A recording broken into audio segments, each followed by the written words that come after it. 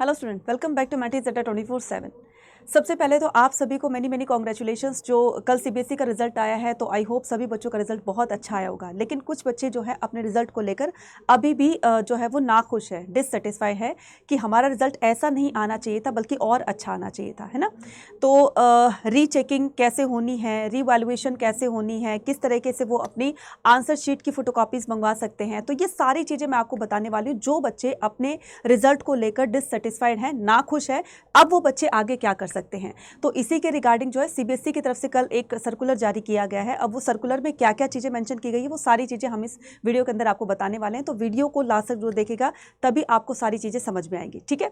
तो आपको क्या करना है, सबसे पहले सीबीएसई की मेन वेबसाइट पर जाना है, देन उसके बाद आपको यहाँ पर क्लिक करना है। यहाँ पर क्लिक करने के बाद आप नीचे स्क्रॉल करोगे तो यहाँ पर क्लास 10th है और यहाँ पर क्लास 12th है।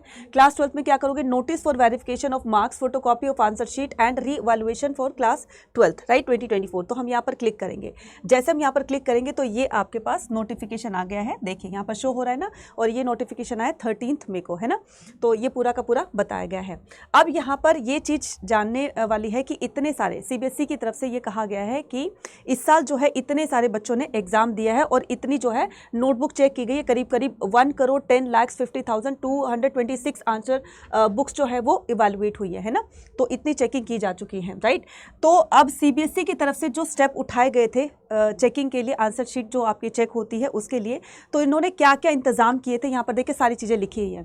More staff were deputed for the evaluation work, right. तो बहुत सारे जो है टीचर्स को यहाँ पर अपने काम पर लगाया गया है कि वो जो है बच्चों की अच्छी तरीके से नोटबुक चेक करें, है ना। और capacity building the program were organize the evaluation. तो पहले क्या किया गया, पहले उनको जो है वो एक वर्कशॉप दी गई कि आपको किस तरीके से अपनी जो है स्टूडेंट की आंसर शीट चेक करनी है, क्या क्या उसमें क्राइटेरिया होने चाहिए, वो पूरा का पूरा उनकी एक कहते हैं ना कि एक थोड़ा सा क्लास टाइप में ली कि उनको समझाया गया था कि आपको इस तरीके से चेकिंग करनी है। तो सीबीएसई ने ये पूरा का पूरा बताया है कि हमने अपनी तरफ से पूरी कोशिश करी है कि किसी भी स्टूडेंट के साथ इनजस्टिस ना हो, राइट।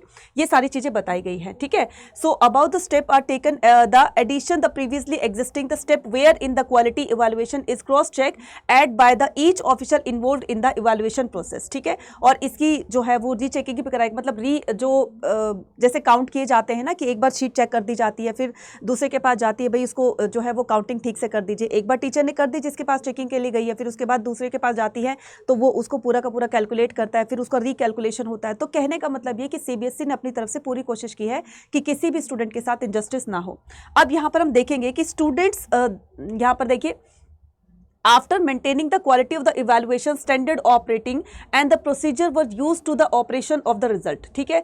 इतना सब करने के बाद ही हमने रिजल्ट जो है स्टूडेंट का डिक्लेयर किया है। although CBSE has taken the maximum possible step, हालांकि सीबीएसई की तरफ से बहुत अच्छे कदम उठाए गए इसके लिए, the preparation for the result, however if the student still not satisfy, लेकिन फिर भी अगर कोई स्टूडेंट अगर सेटिस्फाइड नहीं है अपने रिजल्ट से, so with their evaluation result they are provide the facilities for the verification of marks। तो वो क्या कर सकते हैं, अपने मार्क्स को वेरीफाई करा सकते हैं, verification of marks and the facilities obtaining photocopy of their evaluation answer. तो उसके बाद क्या होगा, एक बार आपने रीचेकिंग करवा ली, राइट, तो उसके बाद आपको क्या करना है कि आप अभी भी जो है वो अपने रिजल्ट को लेकर जो है वो सेटिस्फाइड नहीं है, तो फिर आपको क्या करना है, दूसरा स्टेप जो आपको लेना है वो है कि आप अपने आंसर की जो बुकलेट है वो आप उसकी फोटोकॉपी मंगवा सकते हो एंड द री इवैल्यूएशन ऑफ देयर आंसर, और फिर उसका री इवैल्यूएशन करवा सकते हैं, ठीक है। Student are using these facilities requested to read the guidelines. तो आपको ये जो गाइडलाइंस दी गई है तो उनको अच्छी तरीके से पढ़कर आपको आगे का स्टेप उठाना है।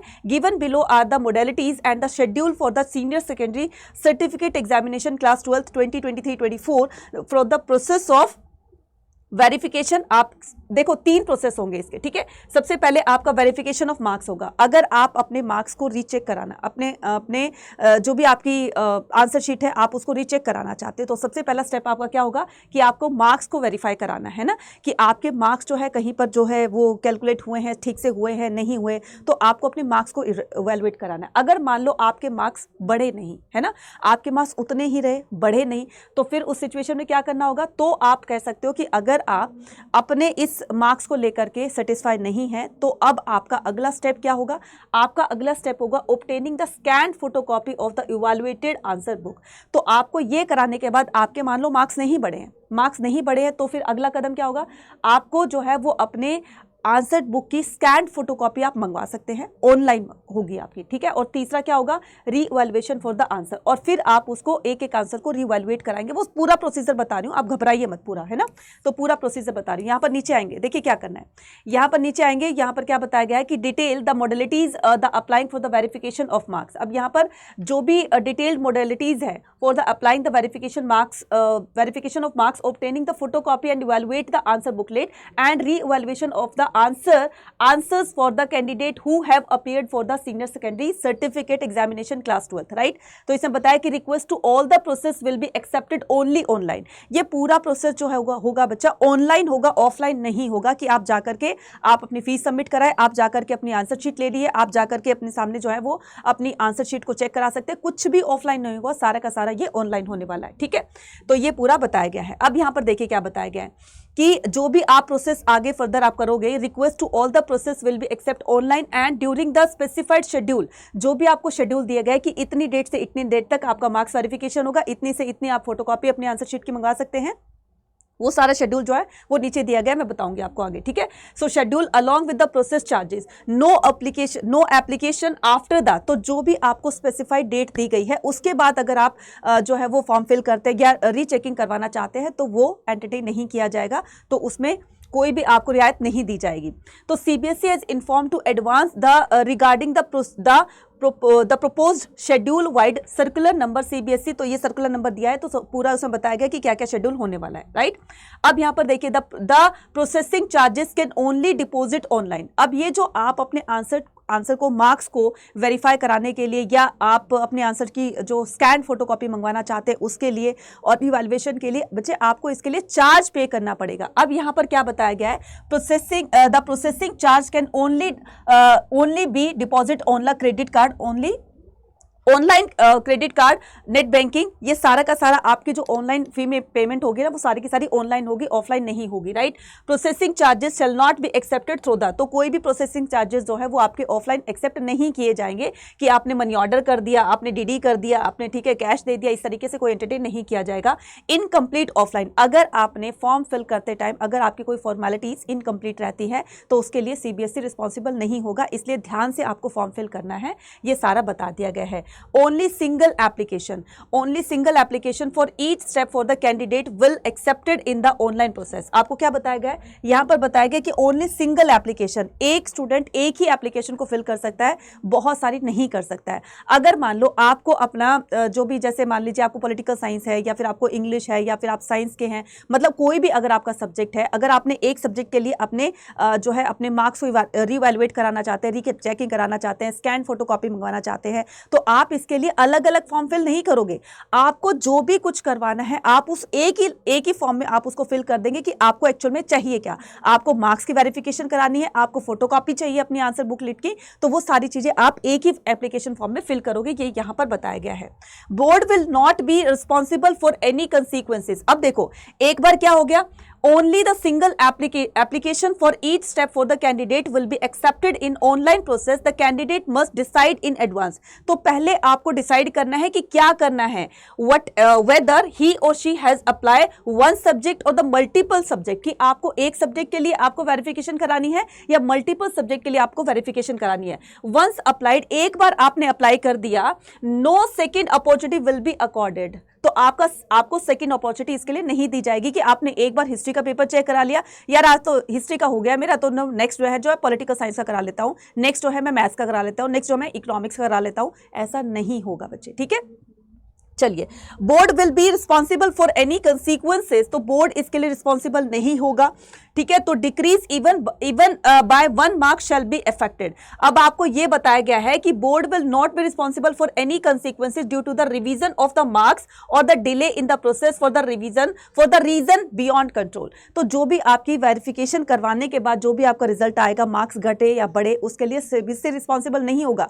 हो भी सकता है आपके मार्क्स घट भी सकते हैं, हो भी सकता है बढ़ भी सकते हैं, हो भी सकता है कि इक्वल भी रह सकते हैं, तो इसके लिए सीबीएसई जो है वो रिस्पॉन्सिबल नहीं होगा। डिक्रीज इवन बाय 1 मार्क्स, तो इसमें उसमें मार्क्स डिक्रीज भी हो सकते हैं। तो अगर आप के मार्क्स डिक्रीज हो रहे हैं तो फिर थोड़ी सी आपको मायूसी हाथ लगेगी, लेकिन अगर आप कॉन्फिडेंट हो अपने आंसर्स को लेकर के, मेरा आंसर बिल्कुल ठीक है और इसमें जो जिसने भी टीचर ने चेकिंग करी है तो उसमें मार्क्स जो है वो आपका मान लीजिए 5 मार्क्स का है और उन्होंने मार्क्स दिए हैं आपको 2 मार्क्स दिए हैं, तो अगर आप बिल्कुल सही उनके अकॉर्डिंग आंसर आपने लिखा है, उसमें 5 में से 5 आपके आने चाहिए, तो टीचर ने दिए हैं 2, तो उसके लिए आप क्या करोगे, अपनी स्कैन फोटोकॉपीज अपने आंसर शीट की मंगवा सकते हैं, राइट। तो सबसे पहले यहां पर फर्स्ट प्रोसेस आता है। फर्स्ट प्रोसेस क्या आता है, यहां देखिए कि in case where there is a changes in mark, अगर आपके मार्क्स में किसी तरह की चेंजेस हुई है, चाहे वो इंक्रीज हो चाहे वो डिक्रीज हो, आपको एक्सेप्ट करना होगा। और क्या बताया गया है, सच candidate shall have the surrender the marksheet come certificate. तो जो अब आपकी मार्कशीट आई है ना, अब मान लो आपने वेरिफिकेशन के लिए अपना जो भी डॉक्यूमेंट था वो सबमिट कर दिया, आप अपने रिजल्ट से जो है सेटिस्फाई नहीं है, अब आपने जो भी मार्क्स को आपको रीचेकिंग के लिए या रीवैल्यूएशन के लिए फिल किया, तो जो भी सीबीएसई की तरफ से जो नई मार्कशीट बनकर आएगी, पहले वाली मार्कशीट को आपको सबमिट करना है अपने स्कूल को, जो भी आगे स्कूल जो भी प्रोसेस करेगा वो अपने आप करता रहेगा, तो पहले वाली मार्कशीट को आपको सबमिट करना है, देन उसके बाद जो नई मार्कशीट आएगी वो उसको एक्सेप्टेबल आपको करनी होगी, राइट, वो एक्सेप्टेबल होनी चाहिए आपके द्वारा, ठीक है। अब इसमें क्या बताया गया है कि चाहे तो मार्क्स इसमें इंक्रीज हो सकते हैं चाहे वो डिक्रीज हो सकते हैं, तो डिक्रीज हुए हैं तो थोड़ी सी मायूसी हाथ लग सकती है, राइट, लेकिन अगर कौन बच्चा चाहेगा कि उसके मार्क्स डिक्रीज हुए हैं तो पहले वाली मार्क्स में जो है पहले वाली मार्कशीट में मार्क्स बढ़े हुए हैं तो वो क्यों सबमिट करेगा, है ना। तो यहाँ पर थोड़ी सी ये चीज़ क्लियर नहीं की गई है, यहाँ पर बता देती हूँ कि बोथ सिचुएशन की दोनों ही सिचुएशन में आपको अपनी मार्कशीट जो है वो एक्सेप्ट करनी होगी, जो भी सीबीएसई के द्वारा नई वाली मार्कशीट बनाई जाएगी। Schedule is given in the annexure. अब यहाँ पर हम बात करते हैं किसकी, वेरिफिकेशन ऑफ मार्क्स की। तो वेरिफिकेशन ऑफ मार्क्स से बताया गया है आपको कि outcome of the verification marks will be communicated the same login account. तो ये आपका सेम जो लॉगिन अकाउंट होगा, जो जहां से भी आपने अपना रिजल्ट देखा है ना, तो वहां पर आपको क्या करना है, वहां पर जो भी बच्चा जो भी कैंडिडेट जो है अपने आंसर शीट को चेक कराना चाहता है या फोटोकॉपी लेना चाहता है, तो आपके पास जो है सीबीएसई की तरफ से यहीं पर ही एक नोटिफिकेशन आएगा, उस पर जाकर आप अपना फॉर्म फिल कर सकते हैं, right. So where she applied for the verification of the marks following manner. Outcome of the verification marks will be uploaded to the login. तो आपका जो भी लॉगिन आईडी है सीबीएसई उसी पर अपडेट करेगी, आपको कोई पर्टिकुलर जो है वो एक सेपरेट तरीके से आपको जो है वो बताया नहीं जाएगा कि इस बच्चे ने इतना, ये जो है इस बच्चे के साथ जो है वो कम्युनिकेशन जो है वो सिंगली की जाए, है ना, मतलब सिंगल इंडिविजुअली की जाए, राइट। तो the outcome of the verification of the marks will be uploaded to the login account of the candidate on the website, CBSE website. No individual communication will be sent to this regard. तो कोई भी आपकी individual जो है वो communication नहीं की जाएगी। In case of the charge of the marks, first communication that marks has been uploaded, charge increase और decrease will be upload hosted. तो एक बार आपके मार्क्स डिक्रीज हुए और इंक्रीज हुए तो आपके मार्क्स जो अपलोड कर दिया जाएगा, आपकी रिजल्ट जहां पर आएगा तो उसमें आपके मार्क्स जो भी घटे हैं बढ़े तो वो आपको अपलोड कर दिया जाएगा आफ्टर वेरिफिकेशन, राइट। तो ये पूरा का पूरा बताया गया है, ठीक है। So therefore the once the result recalculated the actual increasing और the actual decreasing the marks will also be uploaded and the hosted. तो वही चीजें आपकी अपलोड की जाएगी, ठीक है। चलिए नेक्स्ट पर चलते हैं। नेक्स्ट पर क्या बताया गया है, ओनली दोज कैंडिडेट, ये क्या बताया गया है, only those candidate who have applied for the verification of marks online will be eligible for the applying the obtaining. वही स्टूडेंट अपने आंसर शीट की जो बुकलेट होती है वही उसको ऑनलाइन कॉपी मंगवा सकते हैं जिन्होंने मार्क्स को वेरिफिकेशन करने के लिए पहले फॉर्म फिल किया था। मान लीजिए किसी कैंडिडेट ने मार्क्स की वेरिफिकेशन के लिए फॉर्म फिल कर दिया, अब वो फिर भी वो अपने रिजल्ट को लेकर जो है वो सेटिस्फाई नहीं है कि उसके मार्क्स जो है इक्वल रहे हैं, डिक्रीज हुए हैं, बढ़ेंगे तो कौन ही करेगा, क्लेम नहीं करेगा ना। तो उसके अगर घटे हैं मार्क्स या फिर उसके इक्वल हैं तो वही जो है वो क्या कर सकता है, अपनी स्कैन फोटोकॉपी, अपनी आंसर बुकलेट की स्कैन फोटोकॉपी मंगवा सकता है, ताकि वो ये चेक कर सके कि उसको आंसर में अगर 5 मार्क्स मिलने थे तो टीचर ने उसको 2 क्यों दिए।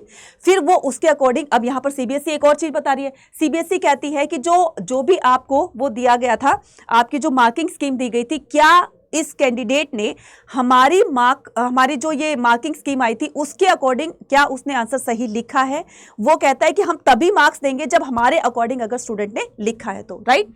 और पर सब्जेक्ट आपको बताया गया है कि आपको अगर अपने जो है मार्क्स इवैल्यूएट करवाने हैं तो पर सब्जेक्ट आपको क्या करना पड़ेगा, 500 तो पर सब्जेक्ट आपको देना पड़ेगा, लेकिन यहां पर अगर आप स्कैन फोटोकॉपी मंगवा रहे हैं तो आपको 700 जो है उसको पे करना पड़ेगा कि आप इस पर्टिकुलर इस सब्जेक्ट की आप फोटोकॉपी मंगवा रहे हैं आंसर शीट की, तो आपको उसके लिए 700 पे करना पड़ेगा। राइट बच्चे, कितना करना पड़ेगा? 700 पे करना पड़ेगा। और 500 मैंने ये बताया कि 500 आपको क्या करना पड़ेगा जब आप मार्क्स की वेरिफिकेशन कराएंगे। शेड्यूल इज गिवन एक्सडर processing the charges are 500 per subject. तो आपको पर सब्जेक्ट आपको 500 फिल करना है, किसमें? जब आप वेरिफिकेशन ऑफ मार्क्स करवाओगे, है ना। मार्क्स की वेरिफिकेशन के लिए 500 और फोटोकॉपी स्कैन फोटोकॉपी अपने बुकलेट की, तो उसके लिए आपको 700 रुपीज पे करना पड़ेगा। राइट बच्चा। Application submitted on the behalf of the candidate, ये कैंडिडेट के बेस पर ही, आपको बिहाफ पर ही जो पूरी की पूरी जो प्रोसेस होगा वो किया जाएगा। The candidate desire the challenge to the marksheet. अब यहां पर applicant will be provide the scan photocopy of the answer sheet answer book in the login account. तो जो भी आपका लॉगिन आईडी है उसी पर आपको स्कैन फोटोकॉपी जो है वो सेंड की जाएगी। राइट, तब आप उसमें चेक करके उसको क्या कर सकते हो? क्लेम कर सकते हो। Any other official associated with examination process etcetera. तो यहां पर blocking all the information related to the identify the examiner evaluator any. तो यहां पर आपको ये नहीं दिखाई देगा। यहां पर देखो क्या बताया गया है, एग्जामिनर और इवैल्यूएटर, यानी कि कौन वहां पर एग्जामिनर था, कौन इवैल्यूएटर था, किसने वहां पर चेकिंग की, कौन वहां पर ड्यूटी पर था, ये आपको कहीं भी दिखाई नहीं देगा। सिर्फ आपको आंसर्स की चेकिंग दिखाई देगी कि आंसर में कितने मार्क्स आए हैं, क्या कैलकुलेशन है, वो सारी की सारी दिखाई देगी। किसी पर्सन का यहां पर कोई भी मेंशन नहीं किया जाएगा। राइट, तो यह बताया गया है। उसके बाद re evaluation of the evaluated answer booklet. अब only those candidate who have online applied for the obtaining the photocopy the evaluated answer booklet shall be eligible to apply the for re evaluate. अब मान लीजिए आपने फोटोकॉपी भी मंगवा ली अपने answer booklet की, है ना, उसके बाद भी आपके जो है मार्क्स नहीं बढ़ रहे हैं या मार्क्स बढ़ रहे हैं, तो आप उसको क्या कर सकते हो? थर्ड स्टेप पर जा सकते हो री-इवैल्यूएशन के लिए। फर्स्ट स्टेप क्या था कि आपने अपने मार्क्स को जो है वेरीफाई करवाया, आप अपने वेरीफाइड मार्क्स से जो है सेटिस्फाइड नहीं है, तो फिर आपने दूसरा स्टेप लिया, क्या लिया कि अपने आंसर की फोटोकॉपी आपने मंगवा ली। ठीक है, वो आपके लॉगिन आईडी, जो भी आपकी स्टूडेंट लॉगिन आईडी थी, वो आपको उस पर भेज दी जाएगी। राइट, तीसरा स्टेप क्या था कि अभी भी अगर आप अपने रिजल्ट को लेकर सेटिस्फाई नहीं है, तो तीसरा स्टेप आपके लिए होगा कि आप उसको री-इवैल्यूएट करा सकते हैं। मान लीजिए आपके 5 मार्क्स का वो मार्क्स जो क्वेश्चन था उसे आपको 5 मार्क्स आने थे, अब टीचर ने दिए हैं 2। अगर मान लो आपके उसमें से 5 में से 5 आ जाते हैं, राइट, तो फिर क्या करोगे? आप उसको री-इवैल्यूएट कराओगे तो वो बढ़ करके आपके दिखाई दे जाएंगे।